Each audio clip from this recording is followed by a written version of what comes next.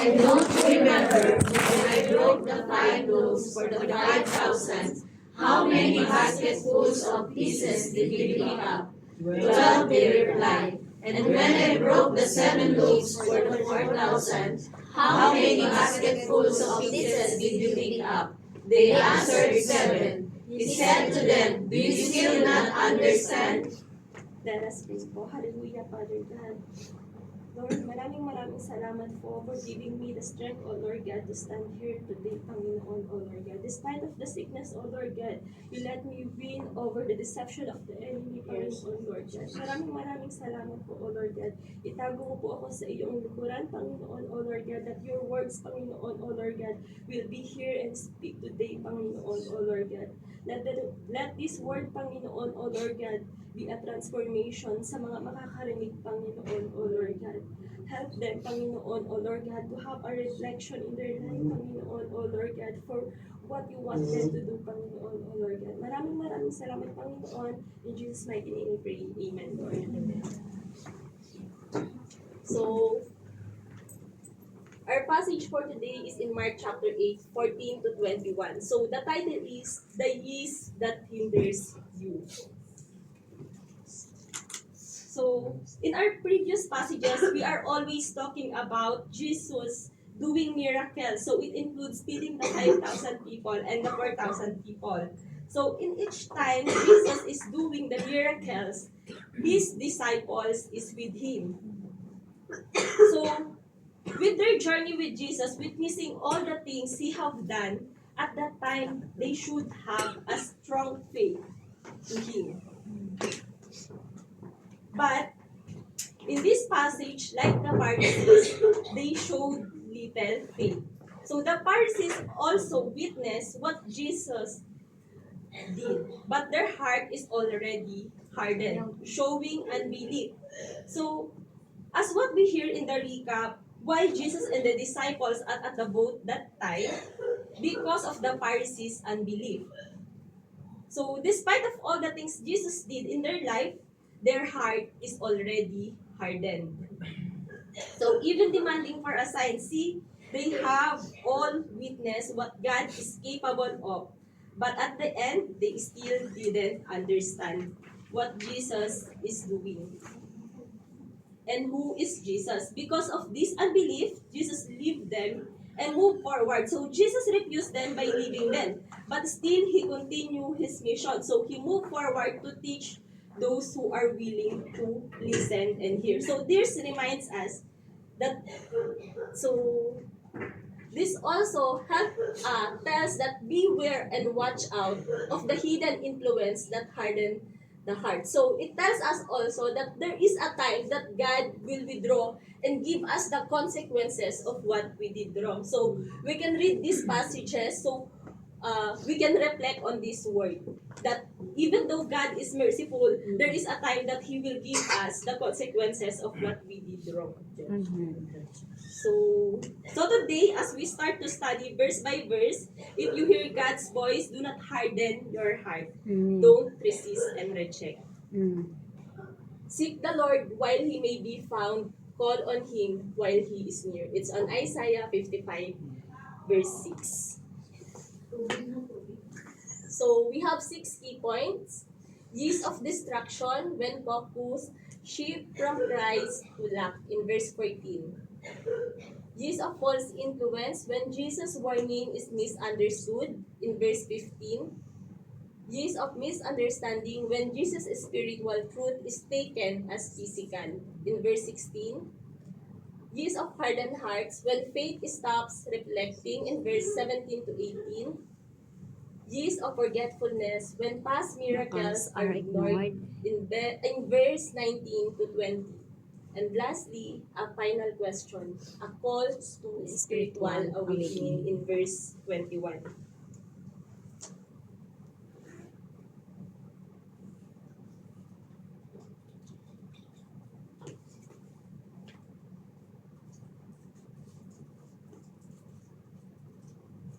So, years of destruction when focus shift from Christ to lack in verse 14. So, the disciples had forgotten to bring bread except for 1 loaf they had with them in the boat. So, When Jesus left in Dalmanuta, he went to the boat to cross the other side of the Galilee. It is likely toward the western side of Bethsaida. So the disciple followed him. So while they are crossing the lake, the disciple noticed that they only have one loaf of bread with them. But they forgot who is with them. If you are in their situation, what would you feel? Of course, we will start to worry, panic, and sometimes started to blame others. Maybe they are asking each other why they didn't bring the bread. And maybe others are blaming themselves why they forget to bring the bread with them. So, and maybe some are afraid that Jesus will scold them. At this time, they focus on the thing that they didn't bring, but they forget Jesus is with them, who is the provider and the true bread of life. So they are distracted by the things that is missing at that time, but they didn't notice. They didn't remember who is with them. In spite of all the miracles Jesus did, they still have no faith because they are looking for what is missing at that time. They're focusing. So for the application, faith grows when we shift our attention from scarcity to God's sufficiency. So when we focus on what is lacking, we forget who is with us. Remember, God's presence is always greater than our needs. Amen. So reflection, lack produces worry, but remembering God's produces faith. So do you remember when the times you worry about what you will eat, even your bills, about your health, brothers and sisters, recall how God provided and sustained for you. Amen. Right now, let me ask you a question. What are your worries today? Is that worries hindering you to have faith in God? Amen.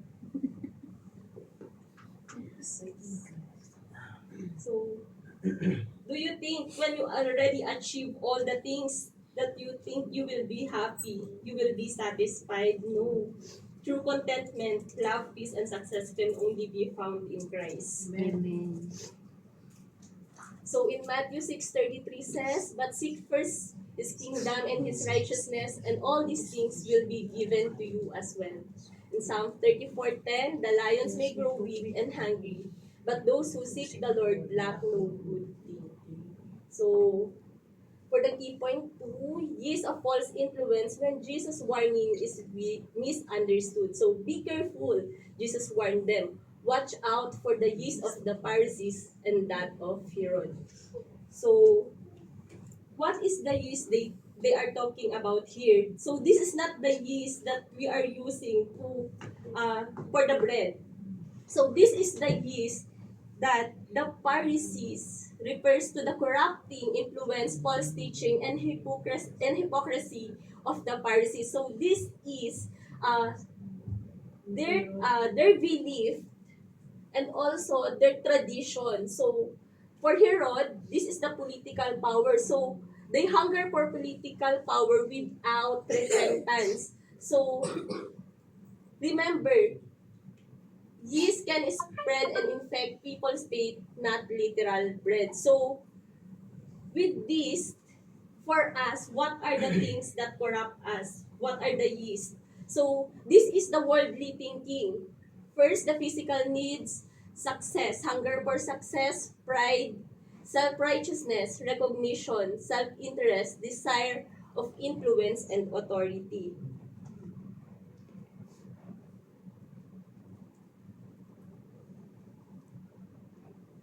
So, this is a serious warning from God that if we let wrong influence in our life spread, it will quietly corrupts our faith. So, like in bread, if we put too much yeast, what will happen to the bread? So, it will quickly rise, but then it will damage the bread structure. So, it will weaken or may cause collapse to the bread. So, the texture will become coarse, dry, and crumbly. Same with our faith. If we let those yeast in our heart, it will make our faith dry, weak, and may even collapse our faith. So remember that when the world's value enter our heart, our focus will shift that causes us to weaken our faith. So yeast works quietly, gradually, and internally. Don't let the yeast in your heart kill your faith. See, they are worried about the bread, but Jesus is worried about their spiritual dullness. So they are focusing on physical needs over spiritual needs. So do not be misled. Bad company corrupts good character. It is in Corinthians 15:33. As an application, wrong influence work quietly and gradually. You must guard your heart in Proverbs 4:23. So don't let those yeast to hinder us to have the faith in God. So if we have yeast right now, let us surrender it to God. Amen. So reflection, what voices influence your thinking? So do you compromise to gain approval? Is my pride quietly growing in me?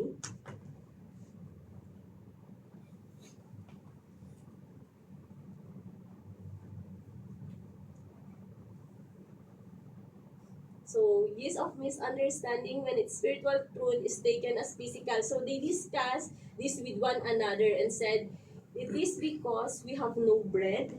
So after Jesus warned them, they started to turn to one another. So they discussed about having one bread and it causes tension among them, not realizing Jesus is referring to a more deeper truth rather than physical. So maybe they are thinking that Jesus is upset because of the bread. But Jesus is telling them not to be like the Pharisees and Herod, understanding God's truth outwardly, but when truth is in front of them, they doubted Jesus. So Jesus wants them to trust in Him. They forgot who is with them and thinking that Jesus is talking about the bread. So they ignored the deeper meaning of what Jesus has said. So this is actually the danger of not digging deeper to God's word.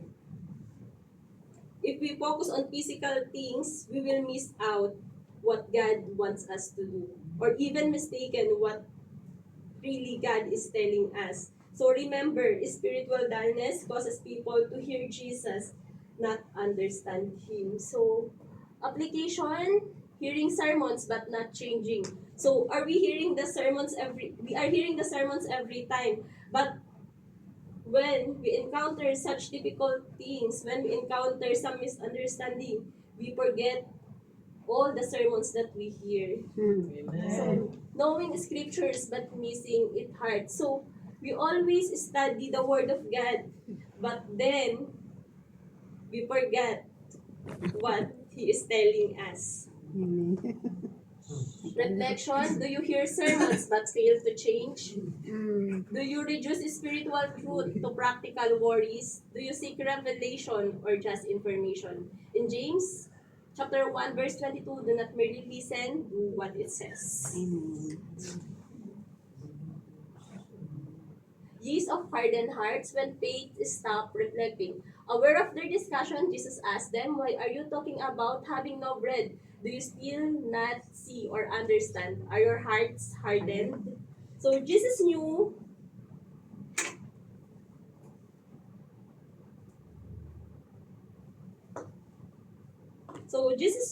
what they were saying. So said to them, why are you talking about having no bread? Do you still not see or understand? Are your hearts hardened? So Jesus is confronting them about their heart condition. So they are anxious because of one bread, yet they saw how Jesus do miracles. Then Jesus asked them, why are they talking about having no bread? So Jesus is telling them that why they are focusing on what is lacking instead of His presence. So they forget who is with them, that God can provide for them. So Jesus asked them, do you still not see or understand? So Jesus is talking to them about spiritual understanding. Because right at that moment, even they witnessed all the things Jesus did, they still didn't grasp what those miracles are meant. Mm. So this shows Jesus' power and identity, remembering remember, seeing is not the same as understanding. So, Jesus asked them, "Are your heart hardened?" It means that the disciples have spiritual dullness. See, they even see all the miracles Jesus did, but when they encounter these things, Mm. they didn't show faith. Mm. So, they have lack of faith. So, their hearts were becoming forgetful. They focus on the problem and slow to trust. Mm. So, application. So, we have key factors that causes our hardened heart. So, first is the forgetfulness and lack of remembrance, material preoccupation, misunderstanding spiritual truth. So, forgetfulness and lack of remembrance. As for the disciples, they have been with Jesus for so many times. They witnessed all the things he did, but they still forget what he is capable of. So, material preoccupation. So, they witness and know what Jesus can do, yet they started to worry and panic. So, by having only one loaf of bread in the boat. So, bread blinded them of Jesus' authority and what he can do. So, misunderstanding spiritual truth because of their forgetfulness and material preoccupation, it hinders them to understand the truth. So today, if Jesus told you to trust and surrender to Him, don't harden your heart. Do not be preoccupied with the things that hinder you and fully surrender to Him. So reflection, am I becoming spiritually numb? Does conviction still moves in me? Am I sensitive to God's voice? In Psalm 95:8, do not harden your heart. So use of forgetfulness when past miracles are ignored in verse 19 to 20.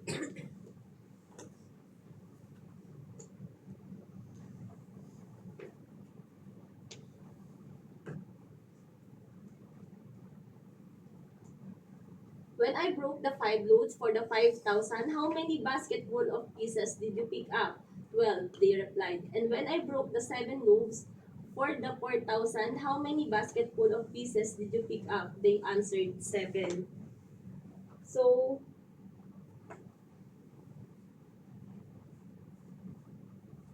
in this verse, Jesus reminded them about his past miracles.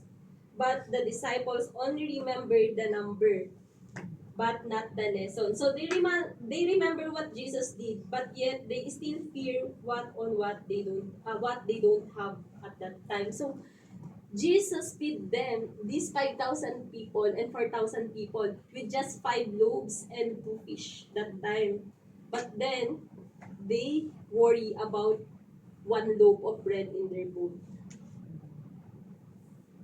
So application, forgetting what God has done, weakens faith for what He will do. Reflection, do I remember what God has done for me? Do I testify or complain? Is gratitude active in my life?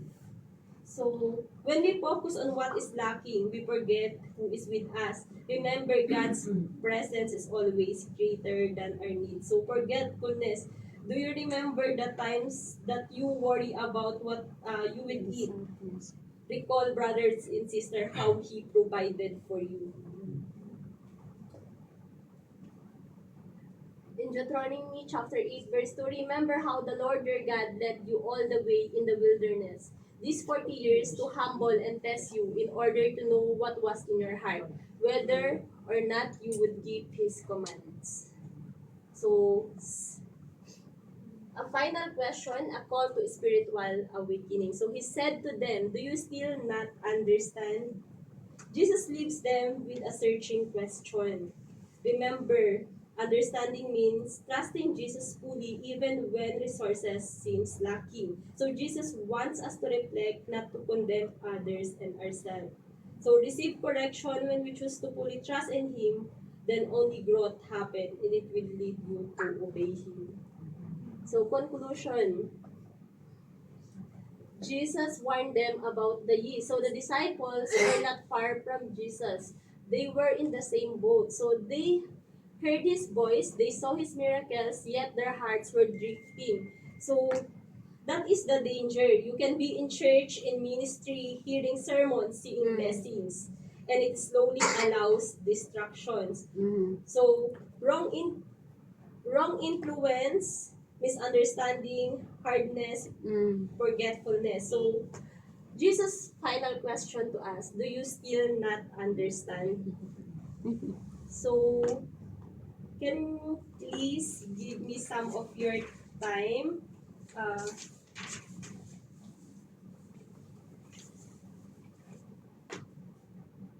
Before we end this, I want you to check your hearts. Maybe distraction has entered your heart. Maybe forgetfulness has grown. Maybe your heart has slowly hardened.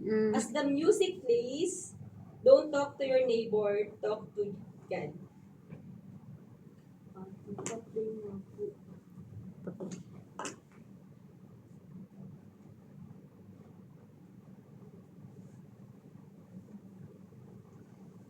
Can we all close our eyes?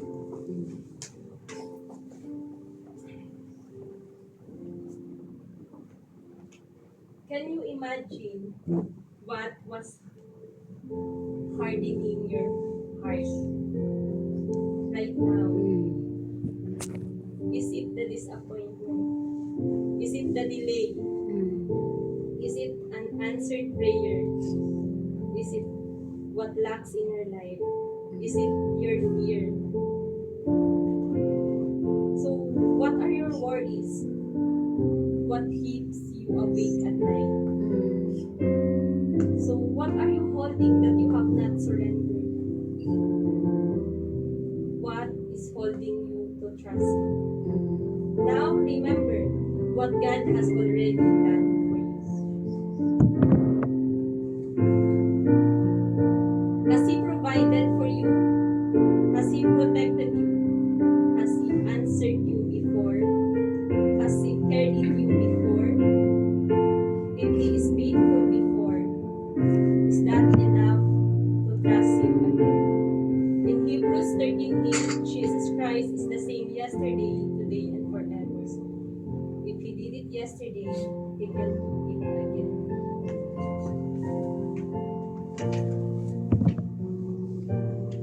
Remember, darkness leaves when light enters.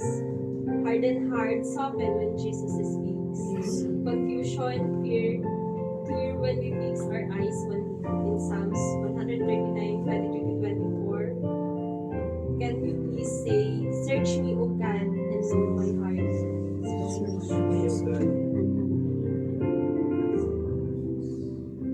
So right now, do not let worry harden your heart. Let remembrance reveal your trust. When you see only one door, trust the one in the boat. Don't you think it is the time to soften your heart and surrender to God?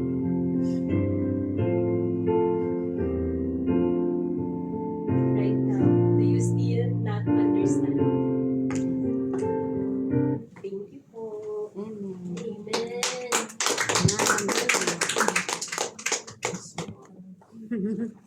Hallelujah to the love of praise our living God. Hallelujah.